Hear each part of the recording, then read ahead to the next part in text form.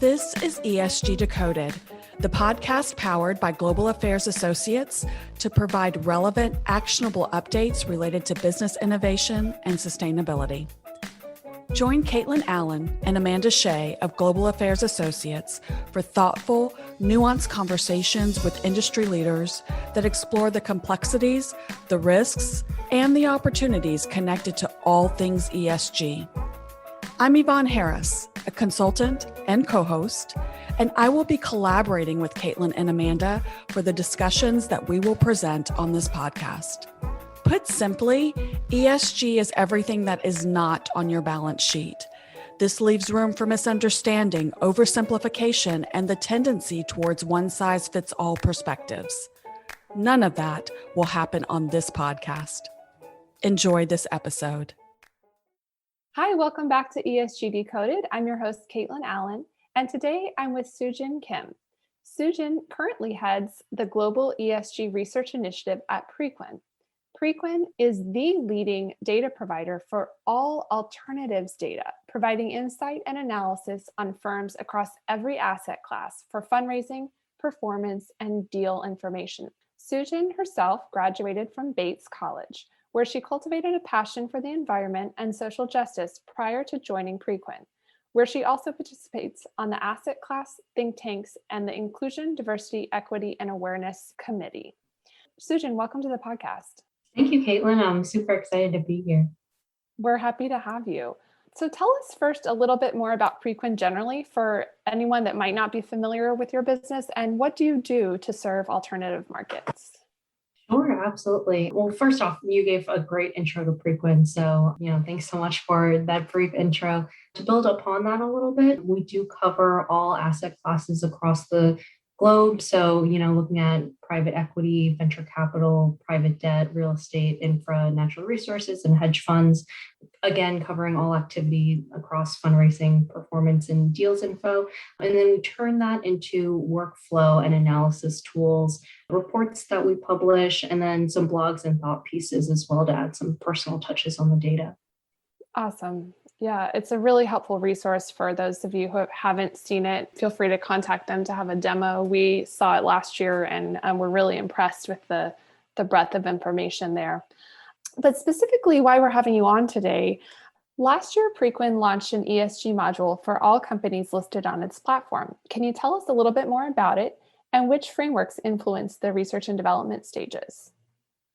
Absolutely. So we just launched this product back in November. So it's very, very recent, and we're really excited about it. It's currently comprised of two primary models. So one that focuses on transparency and disclosure, and those were based on, I'm about to toss out some acronyms for you, so I'll try to explain them as we go. So it was based on the PRI, which is Principles for Responsible Investment, SASB, which is the Sustainability Accounting Standards Board, ILPA, which is the Institutional Limited Partners Association, the TCFD, which is the Task Force on Climate-Related Financial Disclosures, and some public ratings providers. And then the second part of our tool is one that focuses on risk within portfolio companies, and that we did in partnership with SASB. Oh, very interesting. So, there's so many frameworks out there, right? So many to choose from. Why did you choose these? Yeah, great question. So when we were in the R&D phases prior to us even launching this product, we were already doing a lot of client outreach. And one of the things they talked about was, every week it feels like there's a new association out there, there's a new report we need to build, there's a new data set we need to learn. And they were like, if you can create a framework that isn't unfamiliar to us, then it would just save us so much time. So we weren't really looking to reinvent the wheel, and we wanted to capture frameworks that already existed in the space, but were, industry best practice and ones that would resonate with our clients pretty well. So we started, with a bunch of different ones and then just kind of narrowed it down from there. And going forward, I think a couple of ones that we have our eye on to start aligning with are the EU taxonomy and the SFDRs. Those have become, also highly relevant and important to our clients. Oh, for our listeners who aren't familiar, SFDR is the Sustainable Finance Disclosure Regulation. Okay, that's really interesting. I mean, just to think about that, it's an area of it's a voluntary market, right? So there's so many interesting options out there and a lot of competition and collaboration among the options. So I think it's really helpful to hear from you guys that, you took a deep dive into it, which are the main ones that you're really tracking. And so I think that's really helpful for our listeners. Thank you. Speaking of your clients too, so tell us a little bit about who your clients are, generally speaking, and then how are your clients using the Prequin data platform and the ESG module? Yeah, definitely. So our clients are the same firms that we cover. So, usually people who are using our product are the same firms that we collect data on. And because of that reason, our research team and really every department works really hard to build really intimate relationships with a lot of these clients because they also provide proprietary data to us, which really helps the health of our data to prevent it from going stale and make sure it's always up to date, and also things that we probably just can't find on the public market. So I would say the bread and butter of why most people use our platform is for building a bridge between people who are fundraising and people who are trying to allocate capital. So it definitely helps with the fundraising process, but the ESG data is standalone in the sense that it really flipped our value propositions on its head because it's something that's completely separate from everything or anything that we've worked on before.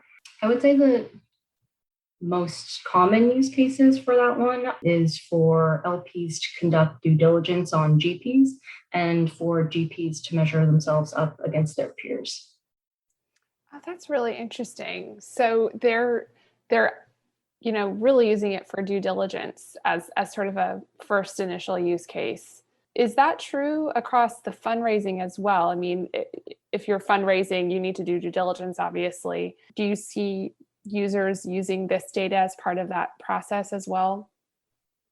Yes, definitely. I think it's just an additional layer that they can add on top of the due diligence they were already doing for fundraising. So if they were looking to allocate to a firm, and we know more about the diversity on their board, how they're tracking carbon emissions in their portfolio companies, and it just gives them a lot of depth that they would probably have to go to them for anyways, but it saves some time, don't have to have that intimate conversation. We can just find it all aggregated on Prequin's platform. Wow. That's so interesting because this is one of the big complaints you hear from the investment community about ESG data is that it's not standardized and then that it's not widely available. But it sounds like in the alternatives markets, at least those companies that are working with Prequin, that's actually changing thanks to this module. Yes, but there's definitely a long way to go. We do have percentages on how much disclosure is available for each firm, and currently our median is 5%. Oh, wow. Yeah, so it's definitely moving in that direction, but I also think that a lot of firms find comfort in the fact that this disclosure by and large is not available, whether that's because alternatives by nature is, a pretty private market, or on the other hand, is it because these firms don't have an ESG policy in place? It's some combination of both, but, we're definitely leaps and bounds away from where the public markets are in their disclosure. It's interesting because that sort of tracks along our client base as well, right? So in the past, all of our companies were publicly traded. And in the past, say, 2 years, we've gotten a lot of interest and work from private equity firms, not just at the portfolio company level, but actually at the firm level themselves, trying to figure this stuff out. So it seems like pretty early days, actually, which might mean there are some potential market advantages for companies that are first movers on this. Do you think so? Oh, absolutely. We don't want our tool to be used as kind of a ratings product at this time. But when a firm has all of their ducks in a row, they have all of their ESG transparency, all of their reports, publicly available, they've already done all of that, then it absolutely, in an undeniable way gives them a competitive advantage over their peers. Do you see that? And I'm not sure if you can track the flows there, but do you see that in terms of fundraising trends as well? I can't say that we've connected that through our data specifically yet. I think we're in early stages to start calculating some of the hard numbers against it. But we did launch a couple councils. So we do have an ESG GP and LP council that has been running. And, that's definitely a common point of feedback that we've been hearing across the entire committee. I'm totally going off script with you. So thank you for humoring me, Soojin. Oh, yeah. This is just such an interesting conversation. So thinking about, broadly speaking, let me take it back up a level to where we've seen a lot of more perhaps indirect pressure coming down to firms in whether it's private equity or other alternatives via institutional investors who are signed on to Principles for Responsible Investment, among other initiatives. Is your ESG module a response to that more broadly, or what other drivers were behind the push to create this module? That was definitely a factor, I would say. We want to keep our pulse on the market and see how different trends are evolving. And, with the PRI just gaining more visibility and also more signatories over time, there's definitely a new standard when it comes to reporting on your investments. And a lot of people don't know how to approach that conversation, but there's pressure from external forces and also from their internal relationships of, why don't you have XYZ KPIs that are already built?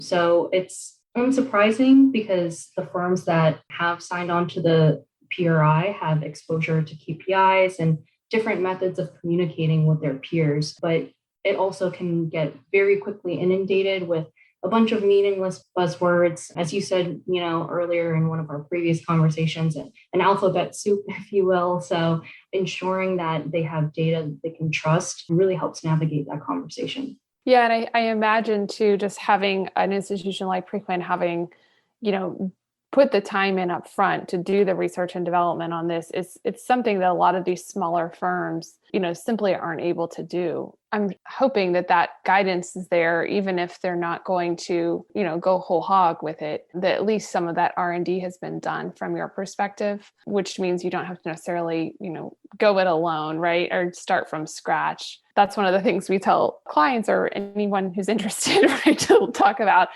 is just that, sometimes people approach ESG and they think, well, there's really no standards out there, so I don't know where to start, and they can't, have a hard time getting started. But I always say it's actually, the problem isn't that there's no standard. The problem is there's too many standards. And there isn't a single one that's, say, required by law at this point anyways in the United States. And so knowing where to start and that there is somewhere to start. It doesn't have to be doing the whole sun, moon, and stars from the beginning, but knowing that there's a group out there that's really done that due diligence for this sector specifically, I know is comforting to, I'm sure, many of our clients and listeners. Yeah, and there's no singular way to start either. So there have been so many clients who have come to us and kind of in a timid way, they're like, I don't even know what I don't know. Like, I don't know what questions to ask. And we try to approach it from a very non-judgmental perspective, because I think it's important that there's effort and intention versus, results right away across every single facet of ESG. I think they need to set some realistic goals on what they can achieve with their first steps.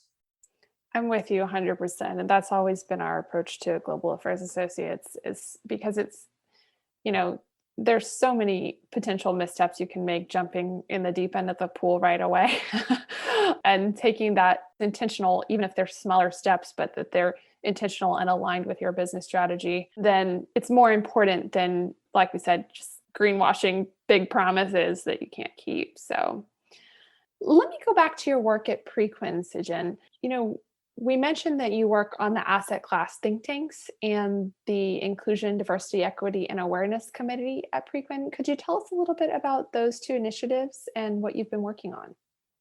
Yeah, I'd love to. I love getting involved at my company. I even did a short stint as our president of the culture committee, and I love dipping my hands into a lot of different buckets. And I think Prequin culture really encourages that, which is always makes it super fun. Our asset class think tanks are different groups that are divided amongst every single asset class we cover.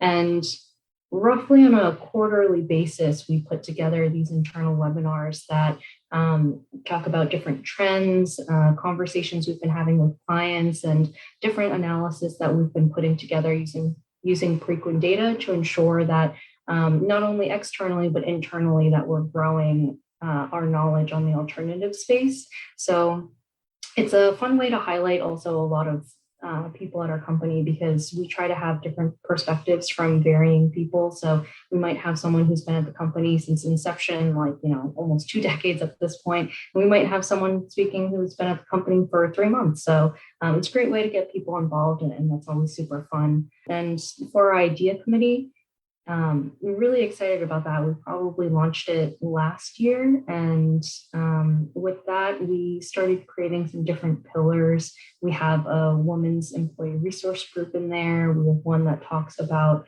racial and gender diversity, LGBTQ support, and I'm helping with the mental health pillar. So we do try to kind of specialize in our own different subjects, so we can create a subject matter expert network on how to best support our employees, and obviously in a non-COVID time, how to also get a little bit more involved in our community.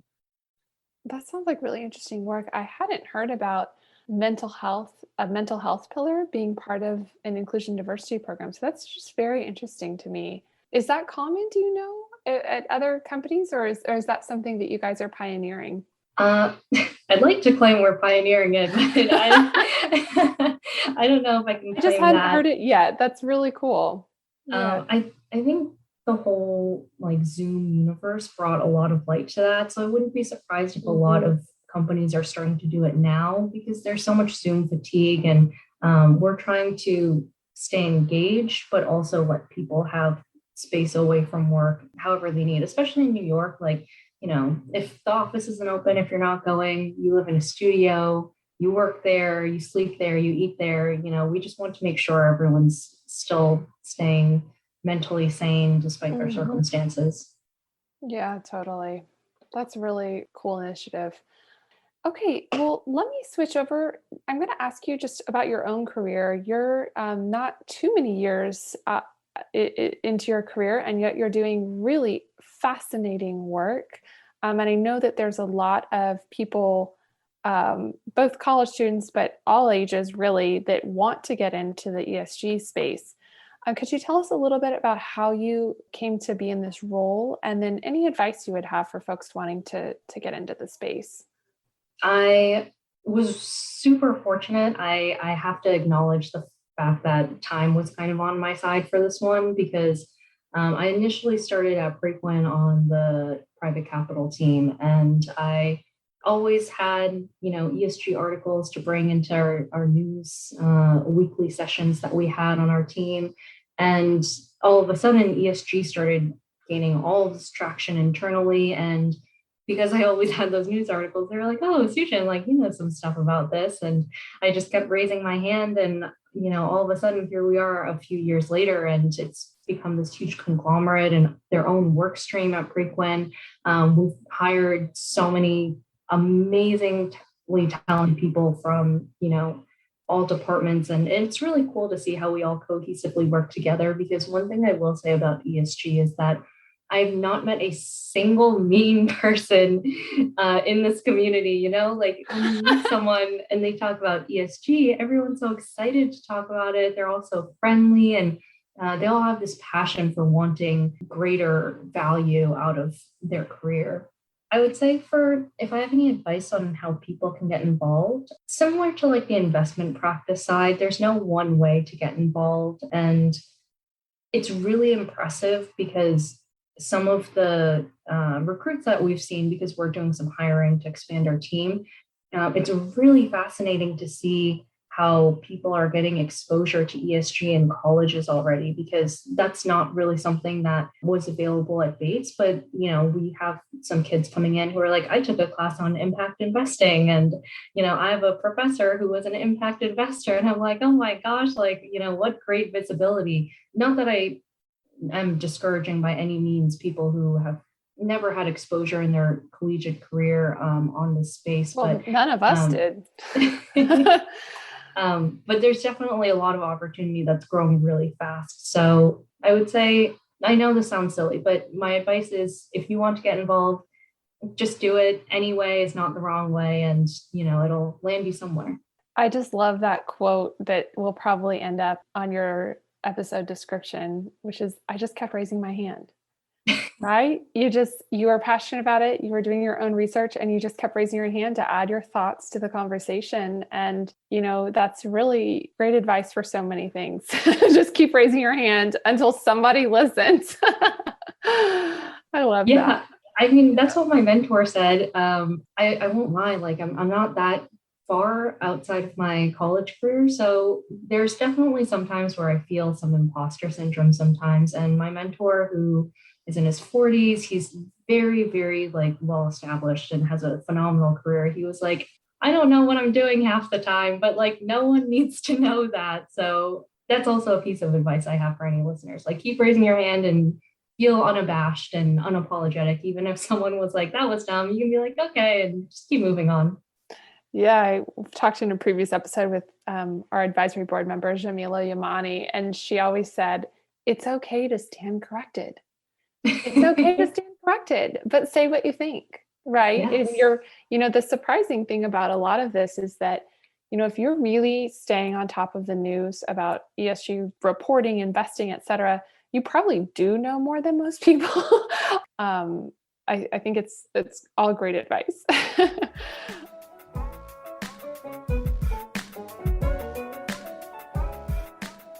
Well, okay, let's go to a fun question. That was a fun journey into your career, but we always like to end on just sort of a pop fun question.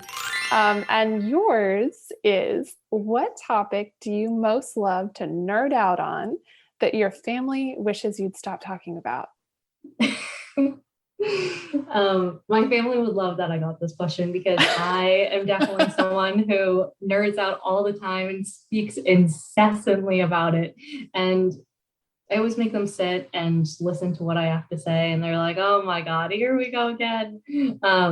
But I definitely got this from my experience at Bates. And you mentioned it briefly in the intro as well, but I love learning about the environment and social justice. And there are so many cool documentaries and different platforms on social media that talk about this. But whether it's learning about overfishing and how we might not have tuna by 2050, or learning about how white male sounding names versus minority names might come across in an email and how that can affect your career trajectory. There are just so many really cool things to learn from a psychological, sociological, anthropological, all logicals.